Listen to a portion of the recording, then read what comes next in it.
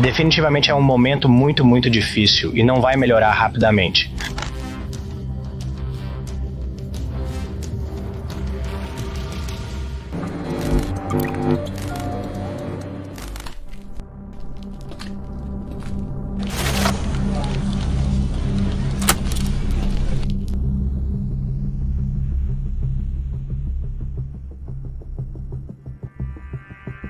Enquanto o mundo está em caos, uma assinatura poderia selar um acordo que transferiria a propriedade da, arguivelmente, empresa mais poderosa do mundo. Dois titãs do mundo financeiro poderiam unir forças, potencialmente criando o maior colosso bancário com impressionantes 2,7 trilhões de dólares em ativos. Um banco que foi formado por imigrantes italianos e construído nas costas de agricultores imigrantes trabalhadores agora seria dono de um dos nomes mais prestigiosos no mundo das finanças.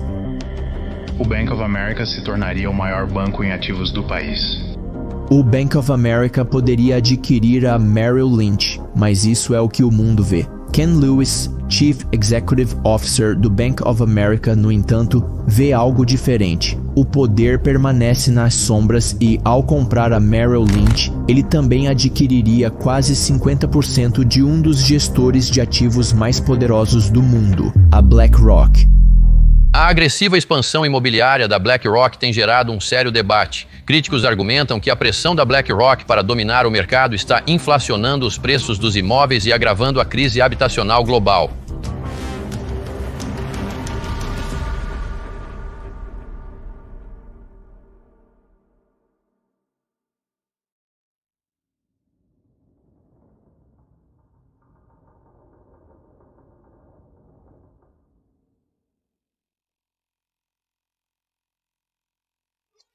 As pessoas estão neste jogo há 25 anos e estão perdendo seus empregos e essas empresas vão falir e ele está louco. Eles estão loucos. Eles não sabem de nada.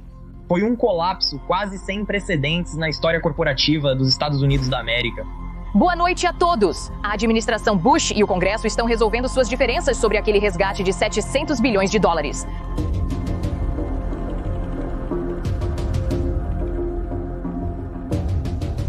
Em 12 de setembro, Timothy F. Geithner, presidente do Federal Reserve Bank de Nova York, convocou uma reunião sobre o futuro da Lehman, que inclui a possibilidade de uma liquidação emergencial de seus ativos. Os celulares começaram a tocar e eles disseram: "Você precisa estar aqui às 6 horas. Queremos conversar com você."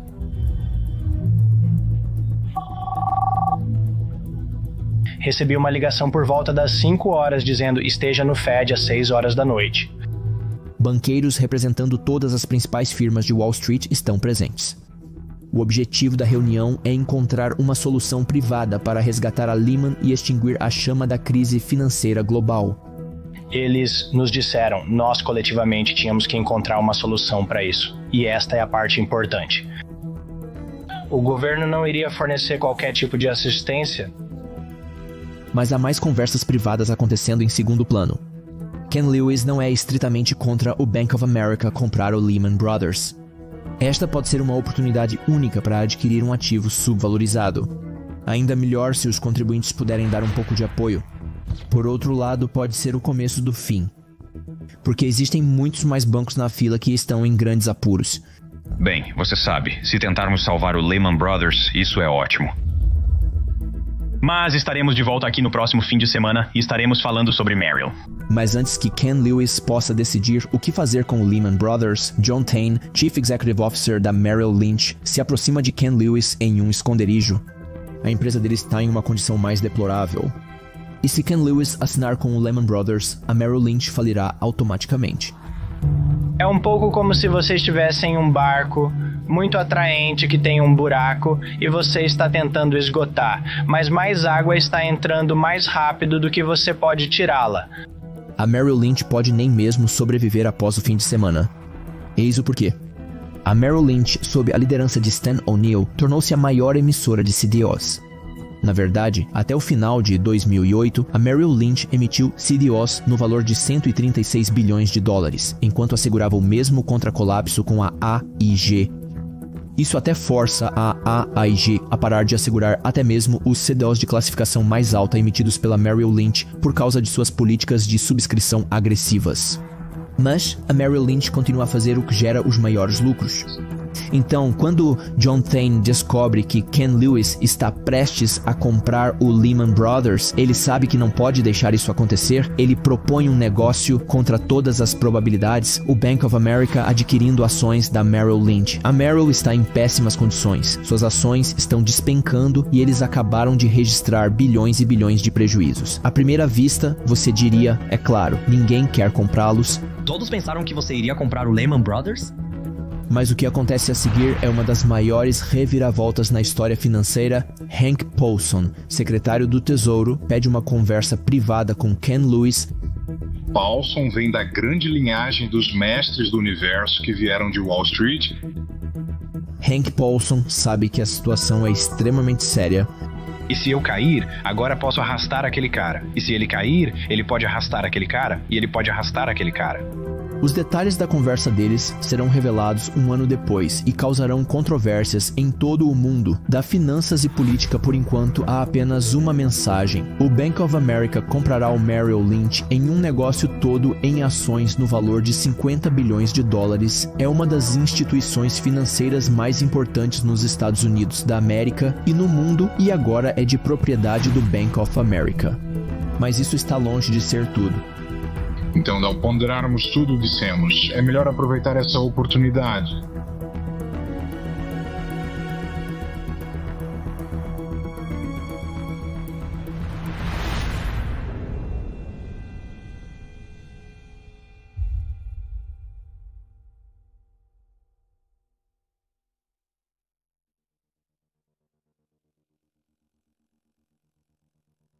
A Merrill Lynch possui 49,8% da BlackRock e essa aquisição dá ao Bank of America o controle de quase metade da BlackRock através de sua propriedade da Merrill Lynch. Apenas 2 países têm um produto interno bruto maior do que o que a BlackRock tem. Esta aquisição torna o Bank of America o principal subscritor de dívida global de alto rendimento, o terceiro maior subscritor de ações globais e o 9º maior consultor em fusões e aquisições globais. Se você ouvir o Bank of America naquela época, eles fazem parecer que esta é uma maravilhosa aquisição de uma firma de Wall Street muito saudável. Mais desconhecido do público, esta firma está acumulando perdas no final de 2008. E o Bank of America vai acabar pagando o preço eventualmente. Mas nós contamos a você a história oficial, a história que o público teve a chance de ouvir. Nos meses e anos seguintes à crise financeira de 2008, a verdade será revelada e todos entrarão em apuros. Bank of America, Merrill, seus CEOs. De repente, esse personagem que parecia ser o Clark Kent, que parecia ser esse ótimo cara, esse pilar de caráter e força, era realmente o vilão. BlackRock, até mesmo o Hank e o Martelo. Então Hank Paulson, o feliz guerreiro capitalista que passou a vida perseguindo e defendendo mercados livres, agora é o maior intervencionista. Para entender o panorama geral e as consequências deste momento histórico, precisamos entender o funcionamento interno do Bank of America, um banco que construiu a ponte Golden Gate, salvou Walt Disney da falência e nos deu cartões de crédito, e tudo começa com um filho de imigrantes italianos. Eles são tubarões, mas não são tubarões de Wall Street. É um tipo diferente?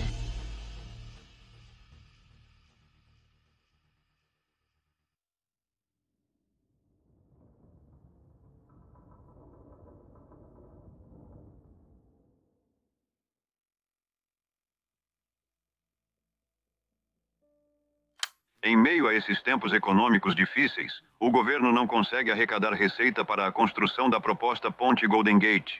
Estamos propondo emitir um título que será financiado pelos usuários. Você está sendo solicitado a votar na emissão do título pelo estado da Califórnia em seus respectivos condados. A ponte será construída isenta de impostos a partir de uma emissão de títulos de 35 milhões de dólares a ser votada no dia 4 de novembro, que será reembolsada através da receita coletada dos usuários. Vote para o título da ponte Golden Gate. Vote pela prosperidade. Na década de 1920, São Francisco está se expandindo rapidamente, então naturalmente o serviço de balsa que liga a Baía de São Francisco ao Condado de Marin está sobrecarregado. Eventualmente, o parlamento propõe uma ponte a ser construída entre esses dois condados. Mas estamos na década de 20, durante a Grande Depressão. As pessoas estão desempregadas, algumas estão sem casa, a maioria não pode pagar uma refeição por dia e você está dizendo a eles para comprar títulos do governo para uma ponte. Então o governo espera e ninguém compra os títulos. Isso até 1932, quando um homem vem para salvar o dia. Amadeo Giannini. Este era um homem de energia e paixão tremendas e ele precisava de algo para fazer.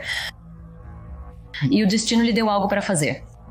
É a história de imigrantes que se recusaram a desistir quando todas as portas se fecharam para eles. O filho de imigrantes em dificuldades criou o que era então o maior banco do mundo. Amadeo Pietro Giannini é filho de imigrantes italianos depois que seus pais migraram para os Estados Unidos da América nos anos de 1870. Tendo crescido na pobreza, até vendo seu pai ser assassinado por causa de uma dívida de apenas $1 e lutando contra os habitantes locais racistas, Amadeo Pietro Giannini sabe que tem apenas um trabalho: tirar as pessoas da pobreza. E então, quando ele se casa com uma rica família do ramo imobiliário e eles lhe entregam as chaves de todos os seus tesouros para que ele os administre, sua jornada começa. Primeiro ele tenta convencer o conselho do Columbus Savings and Loan, do qual fazia parte, a emprestar dinheiro para agricultores comuns e pessoas pobres, mas eles rejeitam seu pedido. Aos 34 anos, ele deixa o conselho e começa seu próprio banco, em parte com a herança de seu sogro, e o Banco da Itália é formado. Ele faz o banco crescer emprestando dinheiro para pessoas da classe trabalhadora, às vezes apenas com um aperto de mão. Ele foi até as pessoas que conhecia de seus anos trabalhando no cais e disse que se depositassem seu dinheiro com ele, pagaria uma pequena quantia de juros todos os meses. E a reputação do seu banco cresce além das fronteiras. Logo, todos querem ter conta em seu banco. Ele inicia o que se tornou o padrão na banca, a rede de agências. Até 1930, o banco, através de uma série de fusões e aquisições, se torna o maior banco da América, com mais de 400 escritórios na Califórnia. Então, quando o governo emite um título que ninguém quer participar, ele dá um passo à frente. Amadeo Pietro Giannini vê isso como uma oportunidade para consolidar seu status no país como um patriota. Ele se oferece para comprar todo o título do governo da ponte Golden Gate, $35 milhões, o lote inteiro, e a construção da ponte mais icônica do mundo começa instantaneamente. O Golden Gate de São Francisco, uma das mais difíceis façanhas de construção subaquática já tentadas. 27 de maio de 1937, o dia de abertura número 1 foi apenas para as pessoas. 200 de milhares de pessoas apareceram e pagaram um níquel cada uma para atravessar. É um espetáculo, uma visão para se contemplar, e tudo isso foi possível graças a um homem. Esse negócio sozinho faz do Bank of America um dos maiores bancos da América e do mundo, mas o próximo negócio irá consolidar seu status como uma potência financeira global.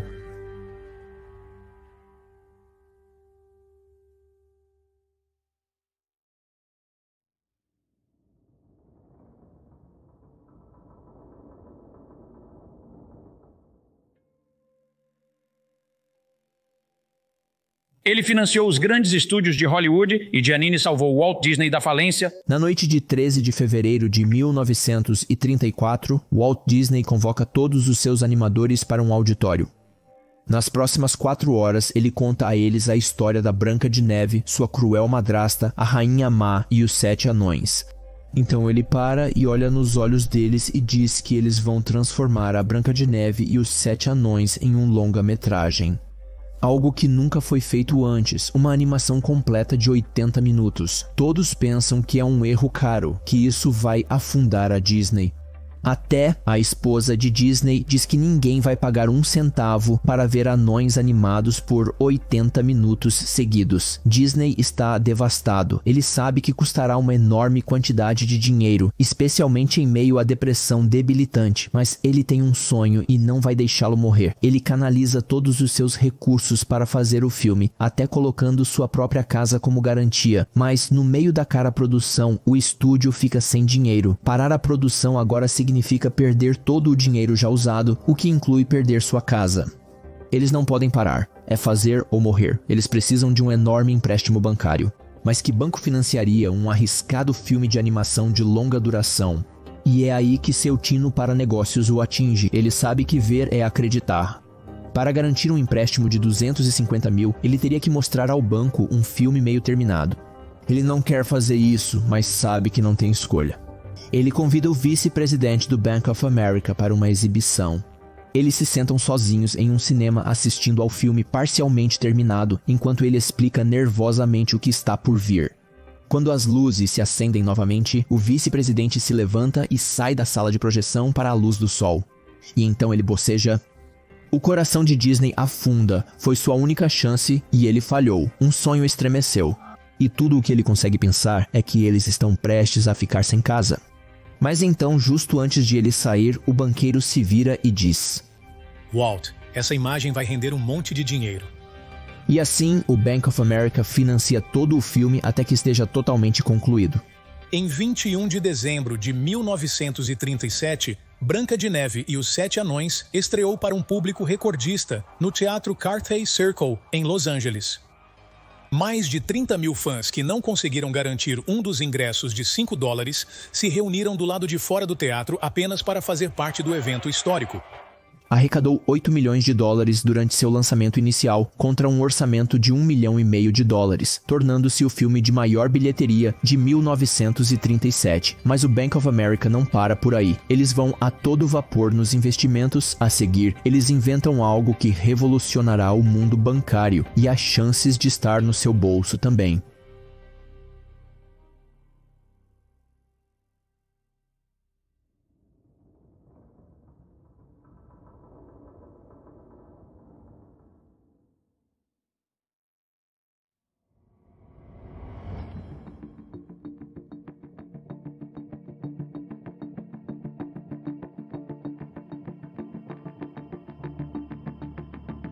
Em linha com seu apetite por correr riscos, o Bank of America agora vai ao coração da economia dos Estados Unidos, a classe média. Eles viram a ascensão e o crescimento da classe média e estão certos de que é lá que está o dinheiro. Mas não literalmente. Naquela época e ainda hoje, a classe média quer parecer rica. Eles querem comprar os últimos itens de luxo e querem obter tudo instantaneamente, mesmo sem nada em suas contas bancárias. Eles querem dinheiro para gastar agora e pagar depois. Soa familiar? Quando o Bank of America vê essa oportunidade, eles se lançam sobre ela. Eles enviam milhares de cartões de crédito gratuitamente para seus clientes leais com uma taxa pré-aprovada de $300 por mês, e a classe média entra em frenesi. É como aquele primeiro impulso de energia nos banheiros do banco durante uma noite inteira de trabalho.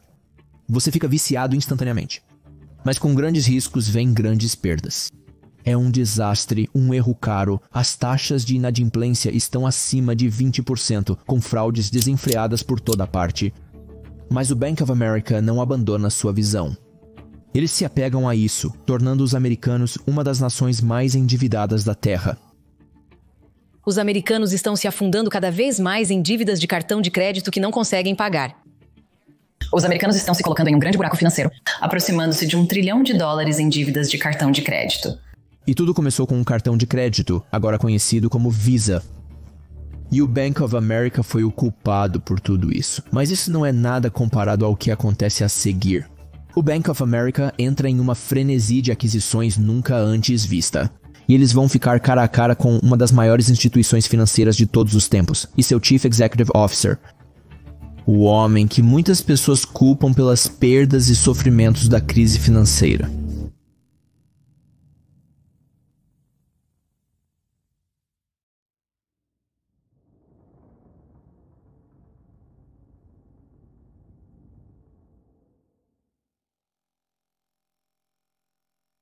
Merrill Lynch já foi o epítome de tudo de bom em Wall Street.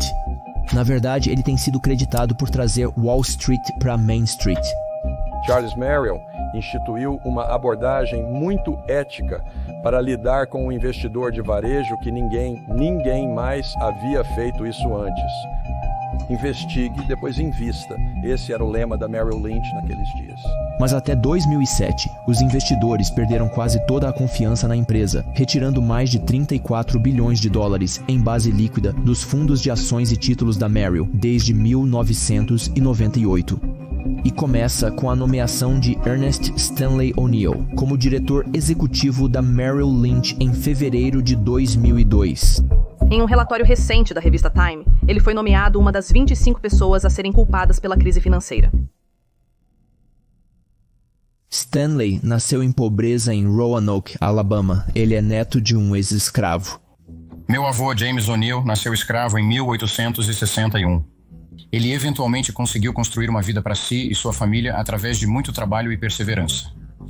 Crescer em extrema pobreza o ensinou a ser feroz, a aproveitar qualquer oportunidade que surgisse em seu caminho. E assim, enquanto colhia algodão e milho nos campos de seu avô, ele também se aventurava na venda e entrega de jornais. Suas primeiras ambições e a sede megalomaníaca por sucesso o catapultarão para uma das posições mais poderosas de Wall Street. Seu trabalho árduo não passa despercebido quando ele começa a trabalhar na montadora da General Motors, e é aqui que sua estrela brilha mais forte. A General Motors concede a ele uma bolsa de estudos para frequentar a Harvard Business School, a fonte de tudo que é bom e mal em Wall Street.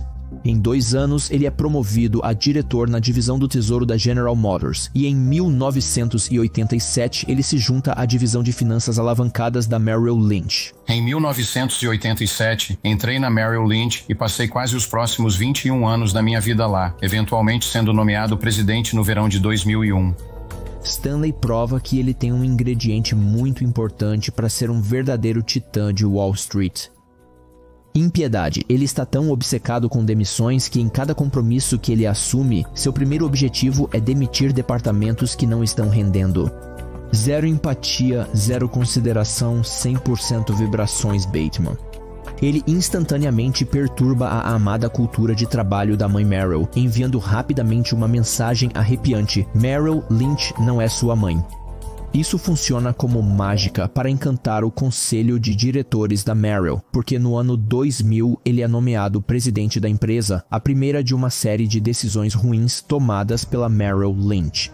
Ele assume o trono e foca em um objetivo: superar o líder indiscutível em negociações no próprio jogo deles. Em uma rua obcecada por dinheiro e poder, a Goldman Sachs, com mais de 150 bilhões de dólares em ativos, é a potência. Mas, sem que O'Neill saiba, suas ambições realmente levarão a empresa à beira da extinção.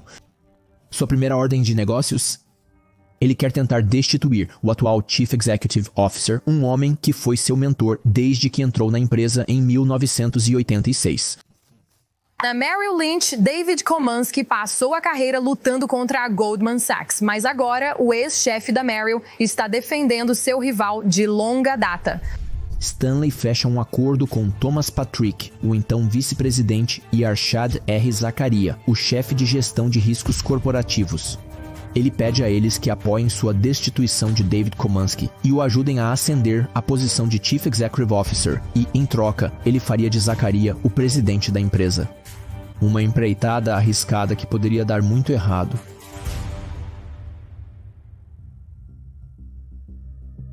Hoje foi anunciado que David Komansky está deixando o cargo de Chief Executive Officer e será substituído por Ernest Stanley O'Neill.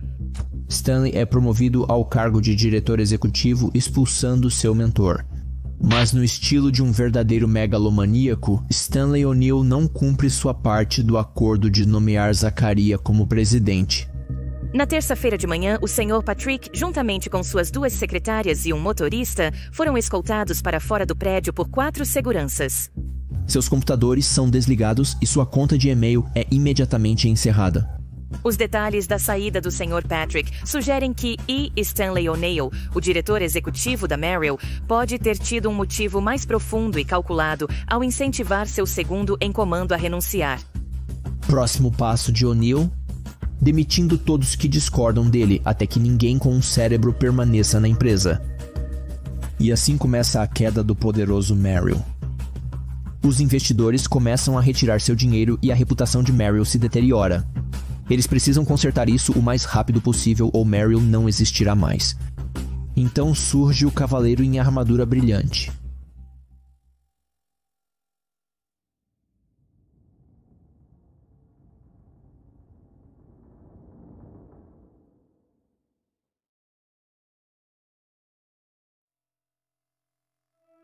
Stanley O'Neill nunca foi um corretor. Na verdade, ele é o único Chief Executive Officer da Merrill que não atuou como corretor antes de sua nomeação. Então, quando ele se junta à empresa como Chief Executive Officer, ele não tem ideia de como conduzir um navio. Mas está claro para mim no mundo de hoje que isso foi um erro. E o fato de ele não estar disposto a aprender torna tudo ainda pior. Ele chega a demitir todos que ousam questionar suas ações. Ele está tão cheio de poder que força os seguranças a sempre manterem um banco de elevadores inteiro aberto exclusivamente para ele. Então, quando ele demite Chris Ricciardi em 2006 como chefe global de renda fixa, começam as tribulações da Merrill Lynch. E quem o substitui? Osman Semersi. Guarde esse nome porque ele será muito importante nos próximos minutos. Veja, antes de 2007, os fluxos de caixa recebidos pela Merrill de transações de obrigações de dívida colateralizada relacionadas a hipotecas residenciais eram praticamente zero.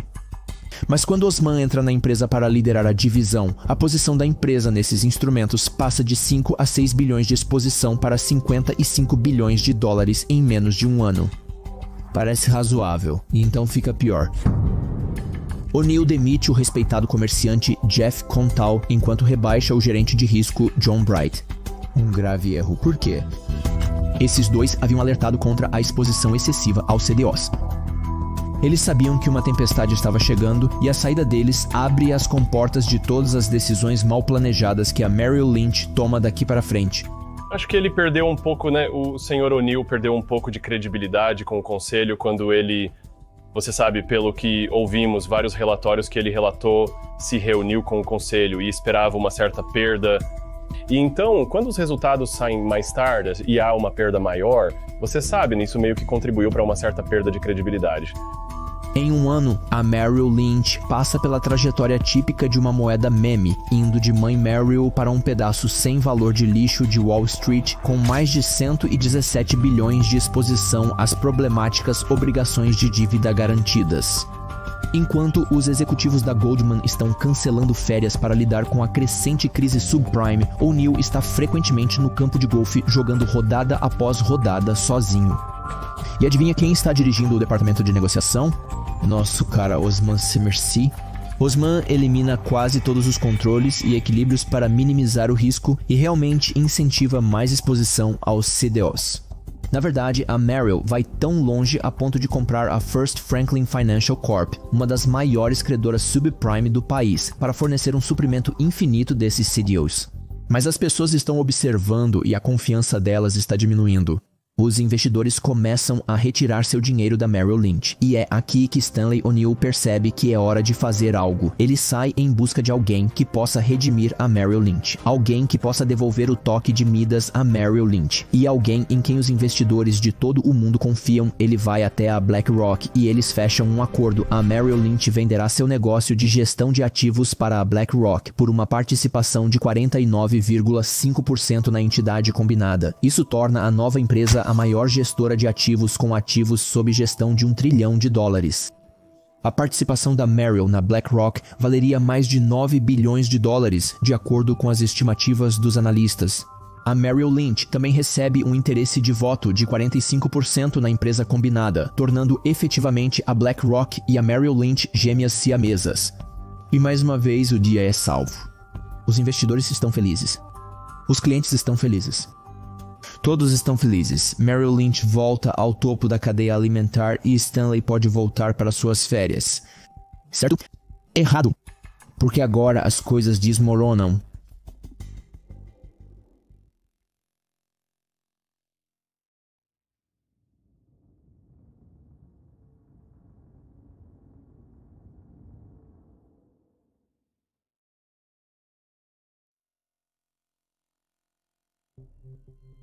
Quaisquer cordas que O'Neill tocou para convencer Larry Fink a assinar este acordo devem ser estudadas, porque se a BlackRock tivesse percebido que a Merrill Lynch já estava em grandes problemas com suas hipotecas subprime, eles não teriam prosseguido com o negócio.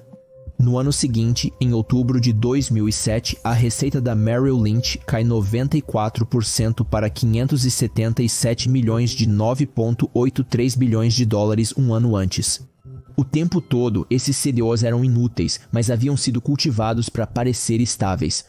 E quando os consumidores começam a inadimplirem suas hipotecas, os preços dos CDOs continuam despencando. Então Stanley decide fazer o que ele faz de melhor, tomar decisões estúpidas. Ele age pelas costas de seu conselho e se aproxima do Bank of America para comprar a Merrill Lynch.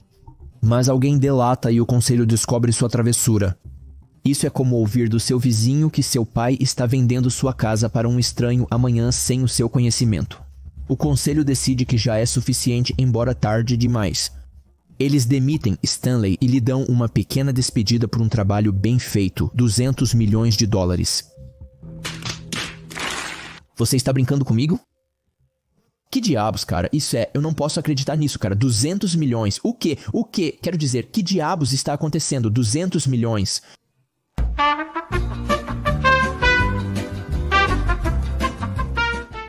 Certo, onde estamos? Esta semana, os diretores do banco de investimento Merrill Lynch forçaram a saída do seu diretor executivo Stan O'Neill. Ele foi substituído por John Tain em dezembro de 2007. Mas azar para ele porque ele descobre que o castelo de cartas já começou a desmoronar. E ainda assim, ele segue os passos de seus antecessores. Enquanto empresas como Goldman Sachs e Bank of America estão apostando contra esses CDOs por meio de swaps de default de crédito. Merrill Lynch, sob a liderança de John Tain, continua segurando-os para dar uma falsa impressão de que eles têm tudo sob controle. Mas os números nunca mentem, e no final de 2008, eles estão perdendo 52 milhões de dólares diariamente ou 19 bilhões de dólares naquele ano. Peço desculpas por gastar esse dinheiro nessas coisas e vou corrigir isso. O que O'Neill e seu sucessor, John Tain, não sabem é que, já alguns anos antes, o Bank of America está entrando no clima de comprar tudo o que podem colocar as mãos com um sólido desconto.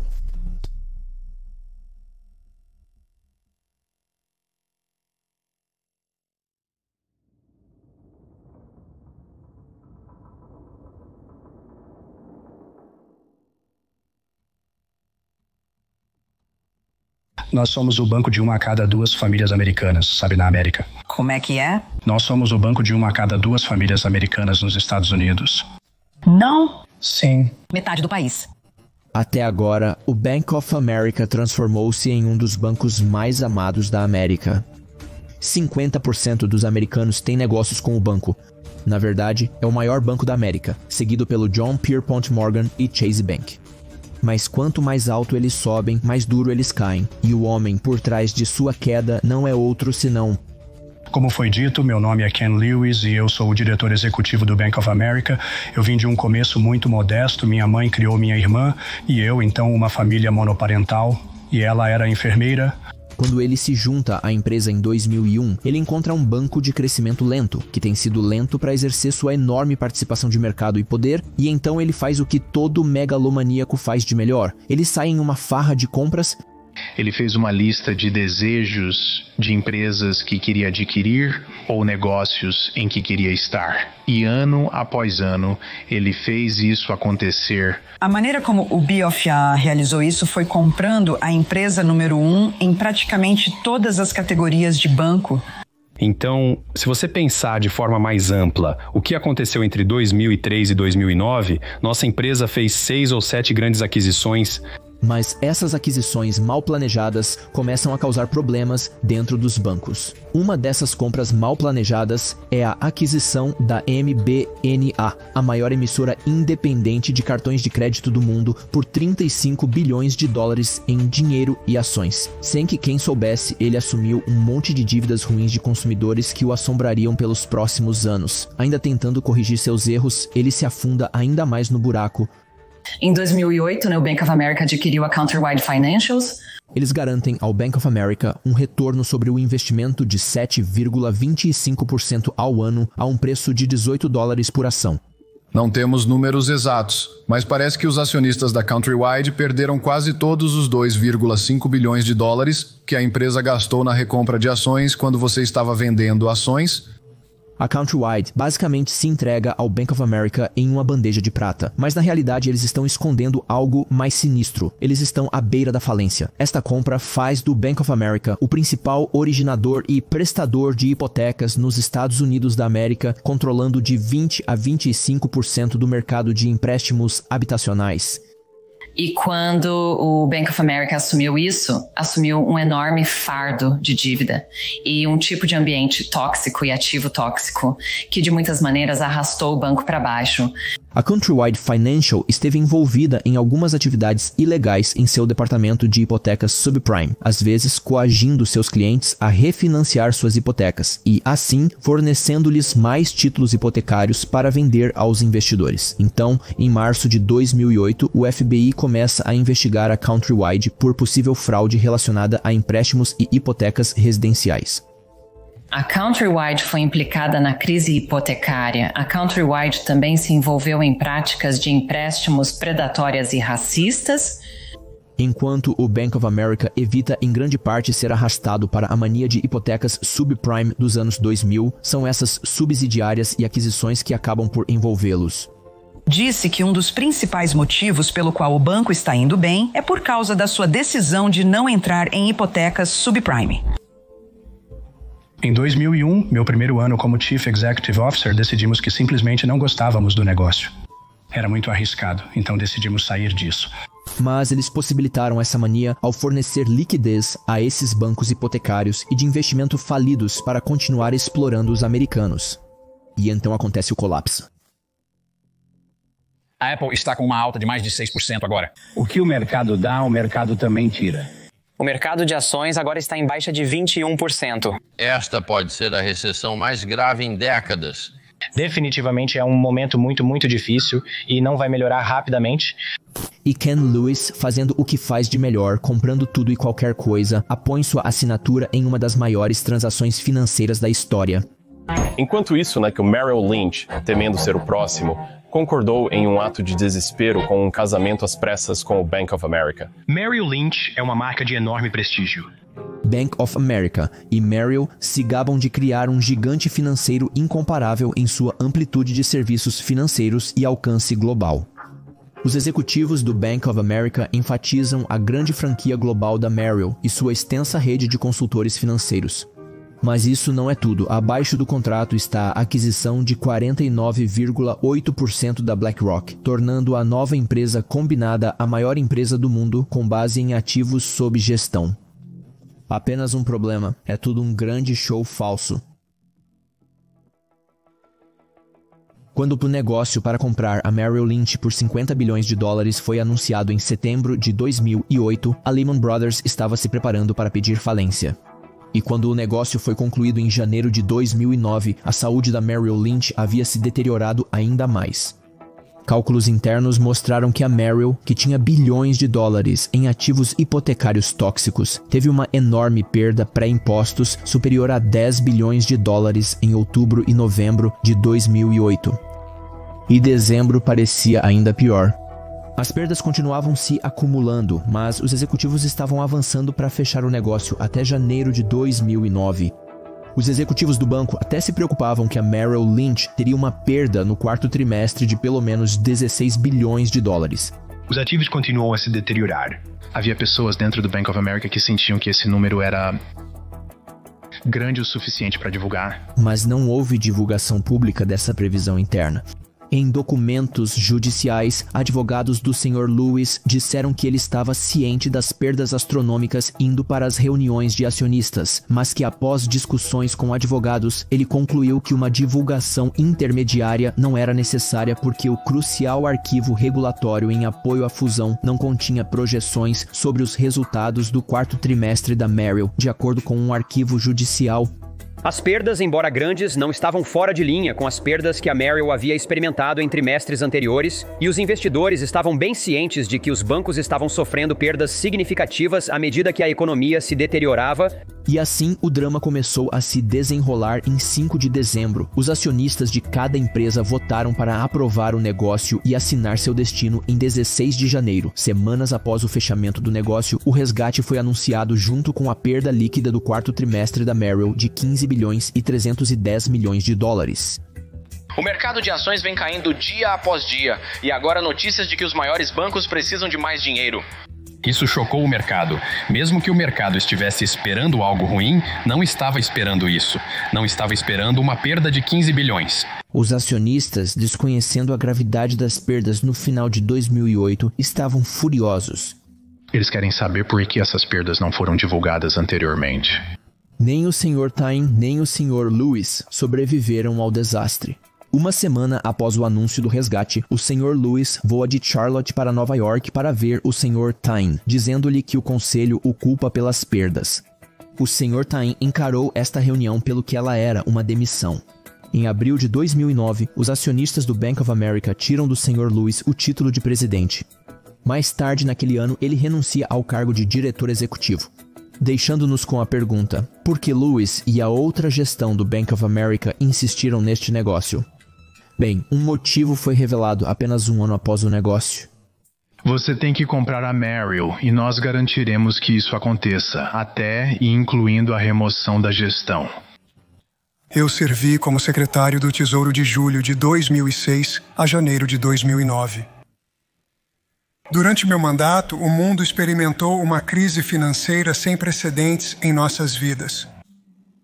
A crise apresentou uma série implacável de desafios inéditos que exigiam respostas rápidas, inovadoras e dramáticas. Alguns sugeriram que havia algo inadequado sobre minha conversa de 21 de dezembro com o Sr. Lewis. Também era apropriado para mim lembrá-lo de que, nessas circunstâncias, o Federal Reserve poderia invocar sua autoridade para remover a administração e o conselho do Bank of America. Eu fui bastante direto. Eu não usaria a palavra ameaça, mas eu disse o que eu disse e fui muito direto e pretendia dar uma mensagem muito direta, forte e clara. Resta uma pergunta. O Bank of America ainda possui alguma participação na BlackRock? Não, porque um ano depois tudo se repete. Larry Fink volta a si depois de perceber o quão ruim foi aquele negócio. Ele compra a participação detida pela Merrill Lynch e desiste do casamento, restaurando a BlackRock como uma instituição financeira independente. Enquanto ambos seguem seus caminhos, o Bank of America e a Merrill Lynch permanecem juntos após 2009, crescendo ainda mais após a crise e se tornando o segundo maior banco da América hoje, com mais de 3 trilhões e 180 bilhões de dólares em ativos. Eventualmente, o negócio acaba sendo um dos mais consequentes para o Bank of America, com uma subsidiária gerando 3 bilhões e 700 milhões de dólares dos 4 bilhões e 200 milhões de lucro do Bank of America no final do primeiro trimestre de 2009 e mais de 25% no terceiro trimestre de 2009. Bem, nós não gostávamos de ser pequenos. Quer dizer, não há nada realmente atraente em ser pequeno.